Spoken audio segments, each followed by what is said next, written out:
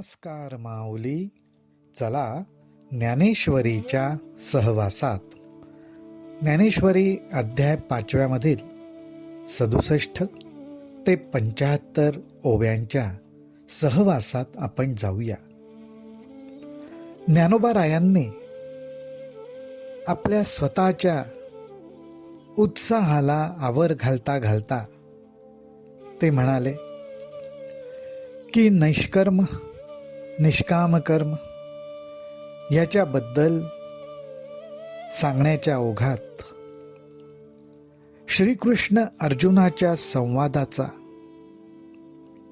म्हणजेच गीतेमधल्या श्लोकांची संगती जी आहे त्याच्यापासनं दूर गेल्यासारखं होईल. तेव्हा आवर्त घेत परत मूळ विषयाकडेच येऊया. आणि मग आपल्याला ते सांगतात, जे मना आकळिता कुवाडे, घागुसिता बुद्धी ना तुडे, ते दैवाचे नि सुरवाडे, सांगवले तुझ. अर्थात जो विषय प्रगट केला गेला त्या विषयाबद्दल ज्ञानोबा म्हणतात की जे मनाला आकलन होऊ शकत नाही, मनाच्या साह्याने समजून घेऊ असा जो विषयच नाहीये, म्हणजेच मनाच्या पलीकडची गोष्ट आहे.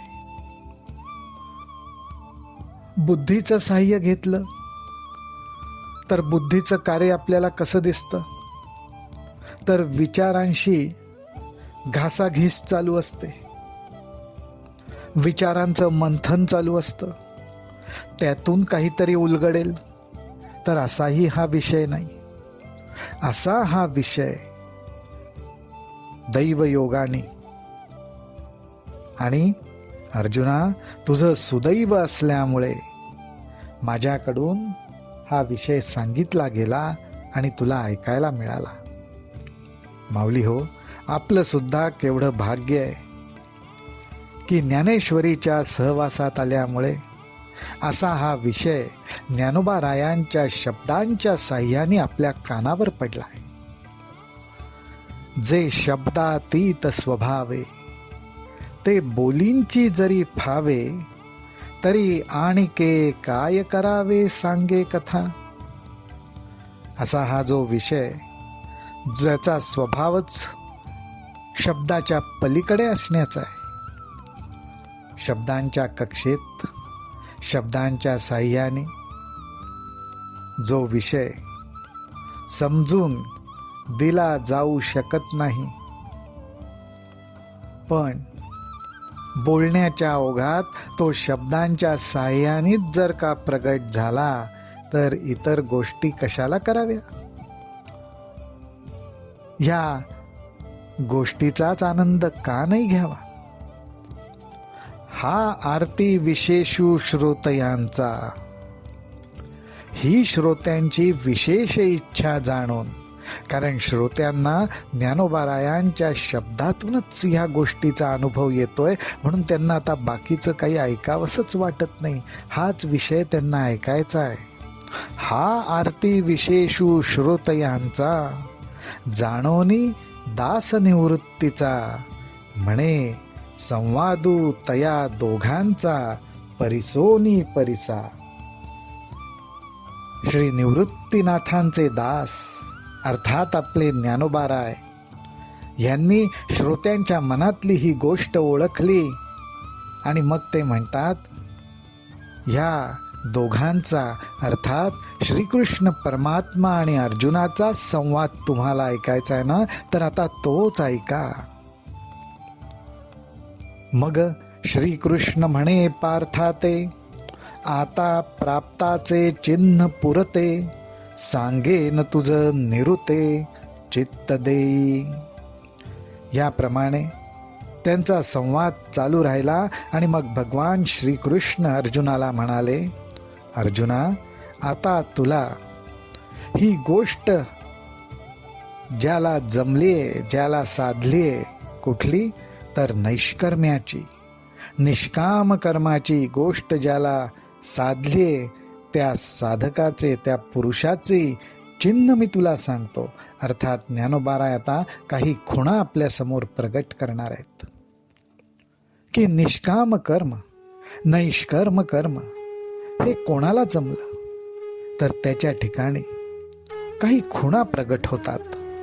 त्या खुणा आता नीट चित्त देऊन ऐक, असं श्रीकृष्ण भगवान अर्जुनाला सांगतायत. ज्ञानोबाराय आता म्हणतात, तरी आत्मयोगे आथिला जो कर्मफळाशी विटला, तो घर रिघोनी वरिला शांती जगी. अर्थात जो आत्मस्वरूपाचं चिंतन करता करता आत्मतत्वाशी एकरूप झाला, आत्मज्ञानाने संपन्न झाला आणि त्यामुळे कर्माचं जे फळ, अर्थात कर्माचं फळ हे सुख आणि दुःख, आनंद आणि शोक ह्या दृष्टीनेच पदरात पडतं. पण कर्माच्या फळाची चव चाखायची, म्हणजेच विषय सुखाची चव चाखायची, ह्या गोष्टीचाही ज्याला कंटाळा आला, ह्या गोष्टीचाही ज्याला कंटाळा आला आणि जो स्वतःमध्येच रमला, म्हणजेच स्वतःच्या घरात स्वतःपाशी जो रमला, त्याच्या घरी येऊन त्याच्या ठिकाणी स्वतः शांतीने येऊन त्याच्या गळ्यामध्ये माळ घातली, त्याला स्वीकारलं, अशी त्याची योग्यता, अशी त्याची योग्यता असं ज्ञानोबाराय सांगतायत. येरू कर्मबंधे किरीटी, अभिलाषाची या गाठी, कळासला खुंटी फळभोगाच्या. परंतु इतरांची गोष्ट काय होते तर ज्यांना कर्मफळाविषयी कंटाळा येत नाही, तर त्याच्याऐवजी कर्माच्या ठिकाणी अभिलाषा ठेवून, कर्मफळाविषयी इच्छा ठेवून, त्या कर्मफळाचा मला भोग घ्यायचा आहे, अशा इच्छेने, अशा वासनेने जणू काही कर्मफळ रूपी खुंटीवरच जे अडकून राहिले, जे लटकले, त्यांना मात्र आत्मज्ञान, आत्मस्वरूपापाशी एकरूप होता येत नाही. ते अडकले, कर्मफळाच्या मागे लागले. परंतु जो आत्मस्वरूपापाशी एकरूप होत राहतो, याचाच अर्थ आपल्या आराध्य देवतेच्या चरणांपाशी लीन होऊन राहतो, नामाच्या स्मरणात राहतो. मग तो जे काही कर्म करत असतो त्याच्यात काही कमतरता असते का हो? तर नाही.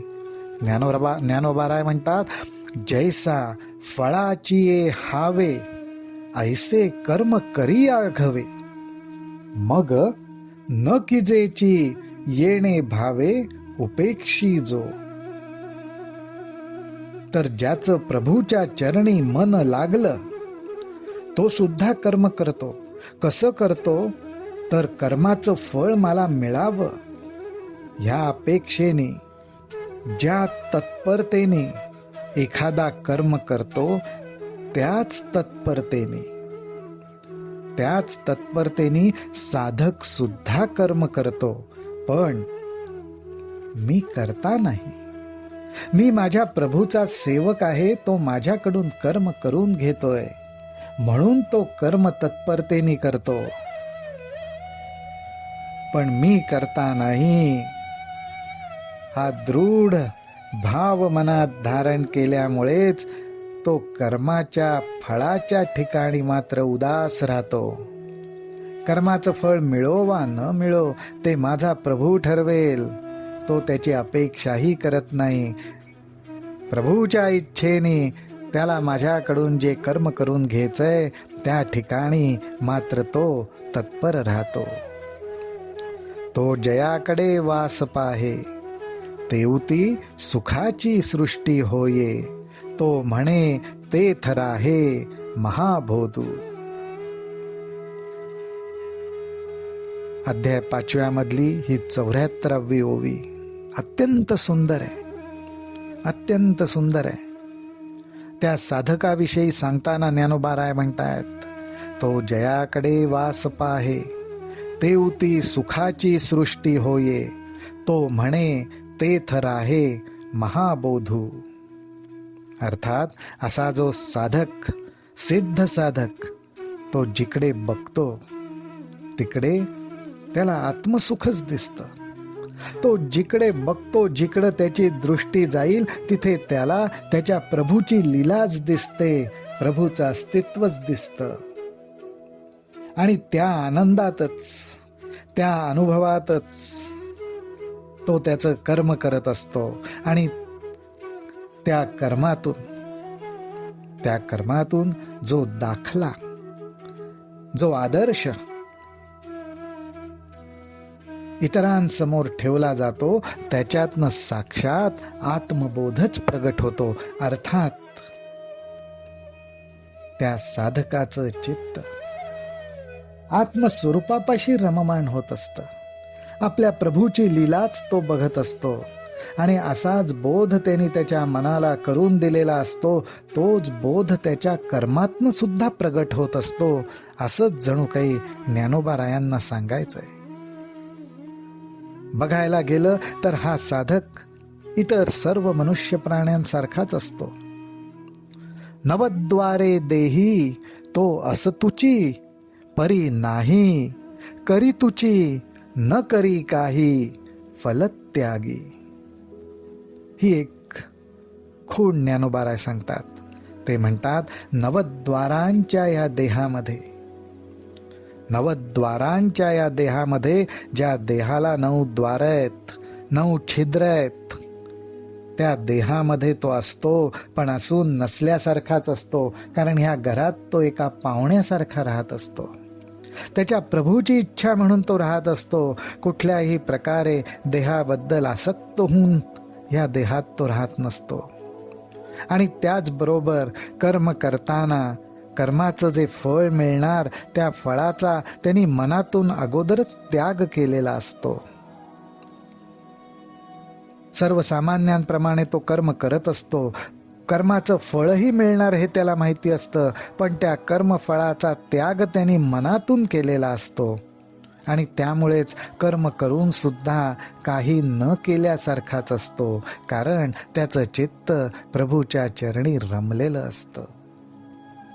माऊली हो, आपणही आपल्या आराध्य देवतेला हीच प्रार्थना करू की ह्या युक्त्या मलाही समजाव्यात आणि माझ्याकडूनही तुझं स्मरण करत असंच कर्म घडावं. रामकृष्ण हरी, रामकृष्ण हरी, रामकृष्ण हरी.